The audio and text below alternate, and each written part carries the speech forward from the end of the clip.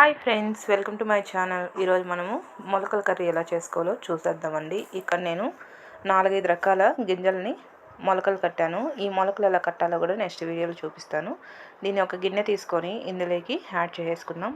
ఈ గింజలన్నిటిని, మొలక గింజల్ని ఇందులోకి వాటర్ని యాడ్ చేసుకోవాలి. మనం మొలకలు కట్టేటప్పుడే శుభ్రంగా వాష్ చేసి గింజల్ని తర్వాత మొలక కడతాం కాబట్టి ఇప్పుడు వాష్ చేయాల్సిన అవసరం ఉండదు.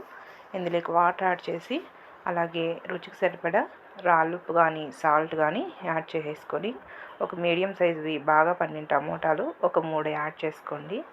యాడ్ చేసి దీన్ని స్టవ్ మీద పెట్టుకొని ఒక 5 నిమిషాల పాటు బాగా ఉడికించుకుందాము. ఒక 5 నిమిషాల పాటు ఈ విధంగా ఉడికాయి కదా. ఈ విధంగా ఉడికిన తర్వాత మసాలా ప్రిపేర్ చేసుకుందాం. ఒక మిక్సీ జార్ తీసుకొని ఇందులోకి మనము ఈ 3 టమోటాలని యాడ్ చేసుకోవాలి.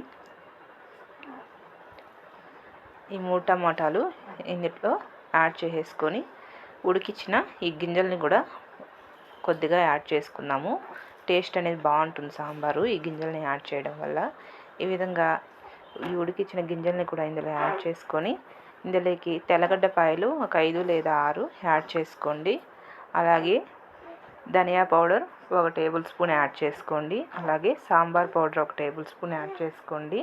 అలాగే red chilli powder 2 table spoons వరకు యాడ్ చేస్తున్నాను. మీరు కారం ఎంత తినగలరో చూసుకొని దాన్ని బట్టి యాడ్ చేసుకోండి. అలాగే పసుపు 1/4 టేబుల్ స్పూన్ యాడ్ చేసి దీన్ని మెత్తగా మిక్సీకి పట్టేసుకుందాం. ఇక్కడ చూసారు కదా, ఈ విధంగా మిక్సీకి పట్టుకొని ఈ మసాలా మొత్తం ఇందాక ఉడికించుకున్నాం కదా ఇందులోకి యాడ్ చేసేసుకుందాము. ఇందులో యాడ్ చేసి ఈ మిక్సీ జార్లో మరి కాస్త వాటర్ యాడ్ చేసి దీన్ని కూడా యాడ్ చేసి ఒకసారి బాగా కలిసేలాగా మొత్తం కూడా కలిపేసుకోవాలి. కలిపేసుకొని ఒకసారి ఉప్పు కారం అంతా కూడా రుచి చూసుకోండి. ఏమైనా తగ్గింది అనిపిస్తే కాస్త యాడ్ చేసుకోండి.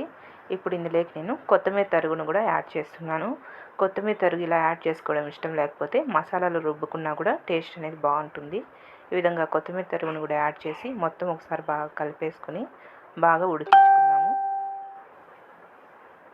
ఈ విధంగా ఇవంతా కూడా బాగా ఉడికించుకొని ఇప్పుడు దీనికి పోపు వేసుకుందాం. స్టవ్ మీద పెనం పెట్టుకొని ఆయిల్ 1.5 టేబుల్ స్పూన్ వరకు యాడ్ చేసుకోండి. ఆయిల్ హీట్ ఎక్కిన తర్వాత ఆవాలు 1/2 టేబుల్ స్పూన్ యాడ్ చేసుకోండి.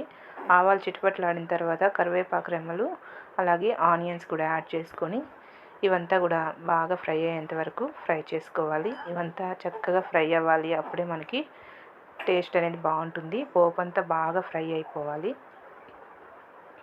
ఇలా తిప్పుకుంటూ ఈ పోపు అంతా కూడా బాగా ఫ్రై అయ్యేంతసేపు ఫ్రై చేసేసుకుందాము. ఇక్కడ చూసారు కదా, మనకి పోపు అంతా చక్కగా ఫ్రై అయిపోయింది. ఇప్పుడు దీన్ని తీసుకెళ్ళి మనం ప్రిపేర్ చేసుకున్న ఈ కర్రీలోకి యాడ్ చేసేసుకుందాము. ఇలా ఈ కర్రీలో ఈ పోపు మొత్తం యాడ్ చేసేసుకోండి.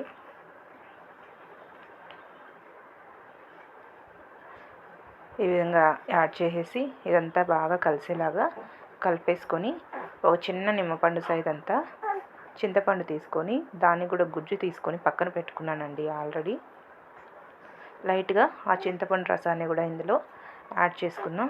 ఈ చింతపండు రసాన్ని యాడ్ చేసి ఒక 2 నిమిషాల పాటు ఉడికించుకొని స్టవ్ ఆపేసుకుంటే ఎంతో టేస్టీ అయినటువంటి మొలకల కర్రీ మనకి రెడీ అయిపోతుంది. ఇలా ప్రిపేర్ చేసుకున్న ఈ కర్రీని వేడిగా రాగి సంగటిలోకి తింటే టేస్ట్ అయితే అదిరిపోతుంది. మీరు కూడా తప్పకుండా ట్రై చేయండి. Bye friends.